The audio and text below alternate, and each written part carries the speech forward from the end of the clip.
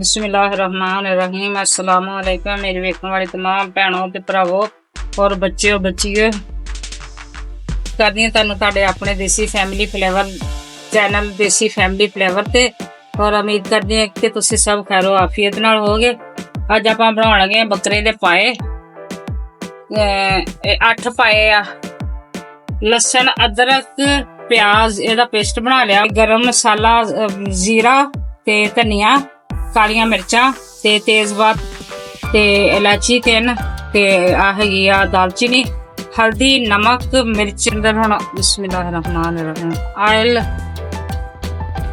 पाता कुकर दे विच बनाने आ जी।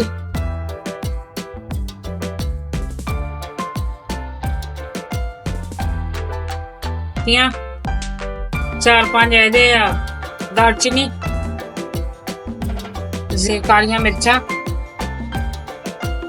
रोस्ट करके ना मसाले नू चमचा दिसदा ही लगदा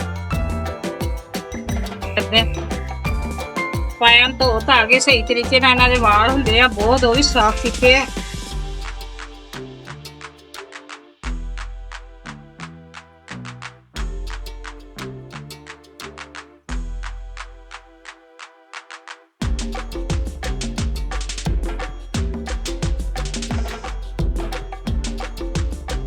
इन्होंने सही तरह रोस्ट करना जी, सही तरीके ना ब्राउन हो जाएंगे फिर अगे दसते हैं। करो लाइक सबसक्राइब लाजमी कराया करो, शेयर कराया करो, फॉलो कराया करो ते घंटी वेलकम का बटन जेड़ा उन्हें प्रेस कराया करो।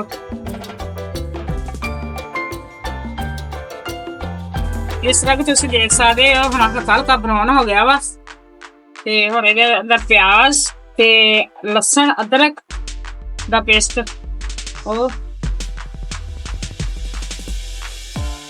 हुण बस ਇਹਦਾ भी सही तरह ड्राई कर लेना इनू, फिर इन प्याज नू अदरक लसन नू नाल ही रोस्ट करना। अगला प्रोसीजर जिस तरह कि तुसीं देख सकते जो हुण थोड़ा थोड़ा ना घ्यो छड्डण लग पिया वा आयल ते हुण इहदे अंदर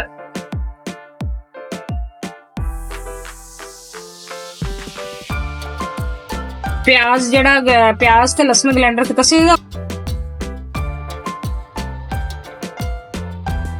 बक वास्ते फिर जोड़ां दी तकलीफ वास्ते बहुत अच्छे हुंदे आ।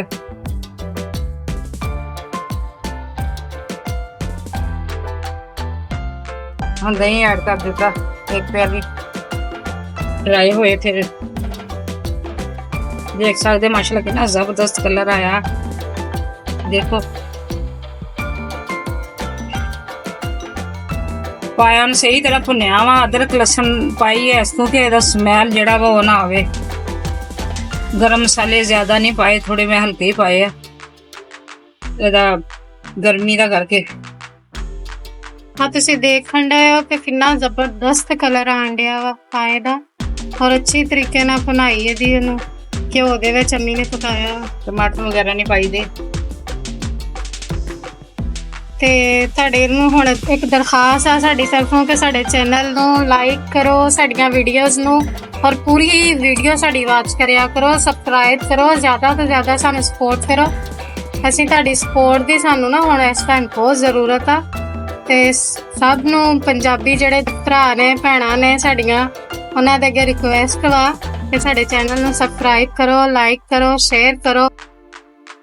पानी ऐड कर देंगे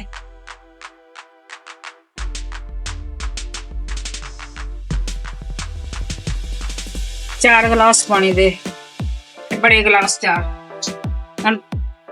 ढक्कन बंद कर देंगे, सीटी लगा देंगे। और 30-35 मिनटा बाद देखांगे फिर जे गले होंगे सही है, नहीं तो फिर सीटी लानी पवेगी।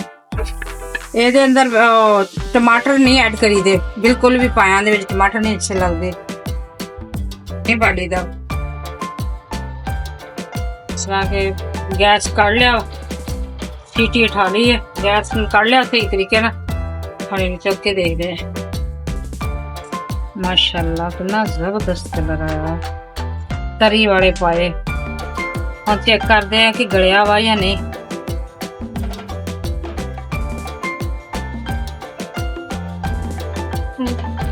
ਹਜੇ ਥੋੜੇ ਜੇ ਸਿਰਫ 5-10 ਮਿੰਟ ਵਾਸਤੇ ਨਾ ਇਹਨੂੰ ਫਿਰ ਢੱਕਣ ਬੰਦ ਕਰਕੇ ਸੀਟੀ ਦਿੰਦੇ ਆ।